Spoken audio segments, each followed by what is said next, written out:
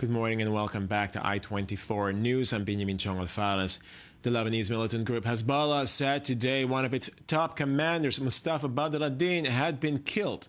Lebanese TV station al-Mayadeen had earlier said he died in an Israeli airstrike on a Hezbollah facility near the Damascus airport, but has since rolled back on its claim that Israel was responsible. Israel has not responded to the report. I-24 News reporter Uri Shapira has more.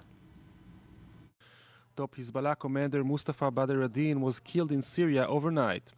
The extremist Shiite Lebanese group announced that 55-year-old Badreddine died in an explosion near Damascus airport. The Lebanese TV station al-Mayadeen said Badreddine has been killed in an Israeli attack, but Israel issued no reaction. Badreddine, a brother-in-law of the late Hezbollah military commander Imam Monia, was one of the top officials in Hezbollah and considered the mastermind of many terror attacks in Lebanon and Kuwait. He is one of the 5 Hezbollah members indicted by the UN-backed Special Tribunal for Lebanon in the 2005 killing of Prime Minister Rafik al-Hariri, an assassination which shook and divided Lebanon. A U.S. Treasury Department statement said Badreddine was thought to be responsible for Hezbollah's military operations in Syria since 2011. His death comes as Israel and Hezbollah are about to mark 10 years since the Second Lebanon War. Ever since the end of the war, the situation on Israel's northern border has remained relatively calm, while Hezbollah has become deeply involved in the internal conflicts in Lebanon and in the Syrian civil war. But after Badreddine's assassination, many are concerned that another round of violence in the area could be in the offing. And earlier I spoke with Amir Oren, military and defense analyst for Haaretz Daily, who gave us these insights.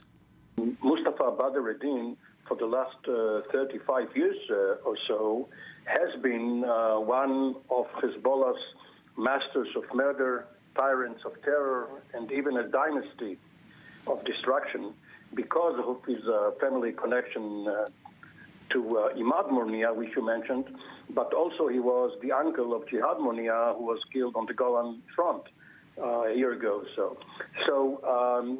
Of course, each vacuum is eventually going to be filled, but at first it's going to be difficult for such an organization because this is a military commander. This is not a political leader like Abbas Musawi, who was killed by Israel in 1992 and whose replacement, Hassan Nasrallah, proved to be much more competent than Musawi ever was. Because of the chaotic situation in Syria, it's really difficult to know whether it was a battle with any of the various organizations or an attack, a precise attack by Israel. So Israel was either very lucky or very sophisticated. Take your pick. For Hezbollah, this is not an opportune time to open a second front with Israel. It will weigh its options. There is no real need for it to retaliate because Israel did not take responsibility for this action.